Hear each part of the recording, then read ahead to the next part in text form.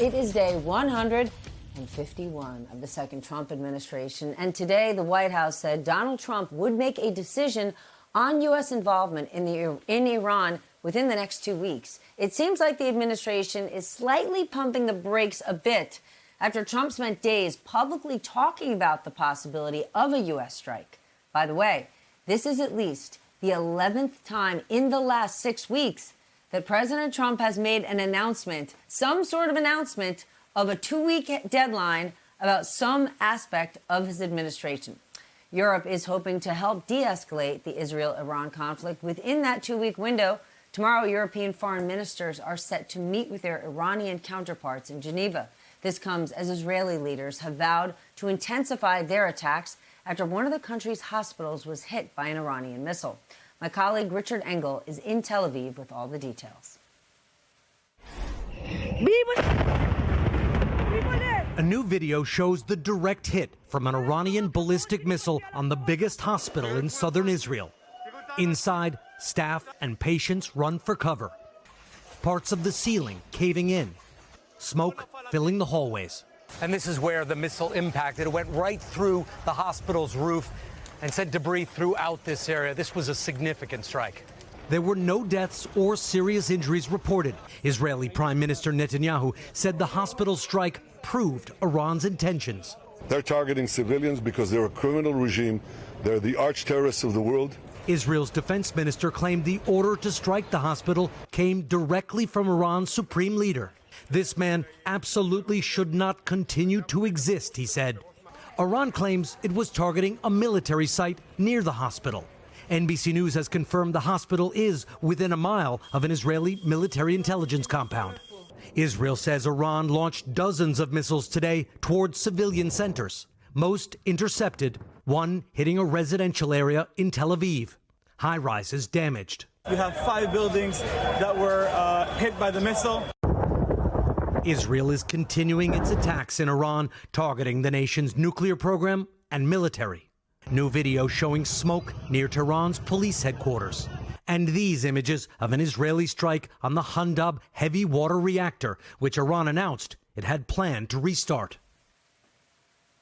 Meanwhile, here at home, Democrats in Congress say they need to hear a whole lot more from this White House about exactly what plans they're even talking about. The administration is likely going to brief lawmakers sometime next week, but many are already very frustrated that it has taken this long. All right, let's get smarter with the help of our leadoff panel and bring him in tonight. Melanie Zanona joins us, NBC Capitol Hill correspondent. Peter Baker, chief White House correspondent for The New York Times. And Nayyera Huq, former White House senior director and former State Department senior advisor. Mr. Baker, I turn to you first. This is obviously a huge decision, so of course it takes time. It has to be weighed. But I said it a moment ago. This is the 11th time in the last 6 weeks that Donald Trump has set a 2-week deadline in some sort of policy announcement. What do we know about this one? Well, that's a great statistic, Steph, and I'm glad you use it because it puts it in context, right? Obviously, we have a president here who has been unpredictable, who has been willing to, go one way and then the other way and make up his mind, then unmake his mind up and so forth. We've seen so many examples of that just in the last few days even. So, take it with a grain of salt, 2 weeks. But what the 2 weeks thing, I think, tells us is he put the pause button on it, right? In other words, we are not on the edge of a strike tomorrow or the next day. That seemed to be the implication here. He wants to either play it out and see if negotiations could be restarted, see if he can get some sort of a deal, see if the threat of this U.S. participation in the strike changes that dynamic. He's trying to leverage, obviously, the Iranians into some sort of deal. It's unclear what kind of deal could come up with in the next 2 weeks that would satisfy him and that the Iranians would be willing to go along with. But it does obviously indicate just how uncertain he is about getting the United States involved in this war. Nayyera, what do you think about this 2 weeks?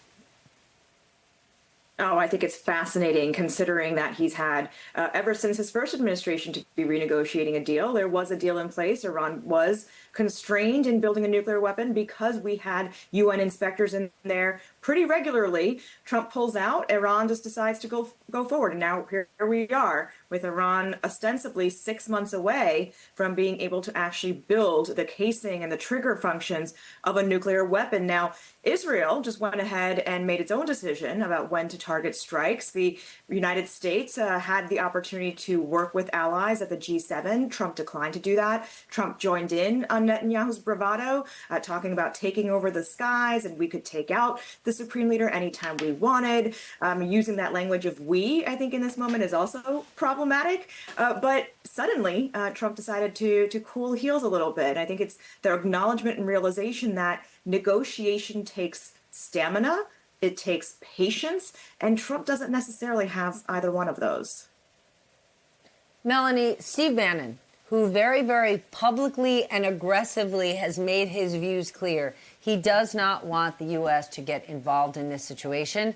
He was spotted at the White House today, and we know that the president often listens to the last person he is speaking to. So what are you hearing about who else has Trump's ear? Yeah, that's absolutely right. It matters who Trump is talking to because he does tend to listen to the last person that he spoke to, although that's usually the case when he tends to already agree with the person he's speaking to, right?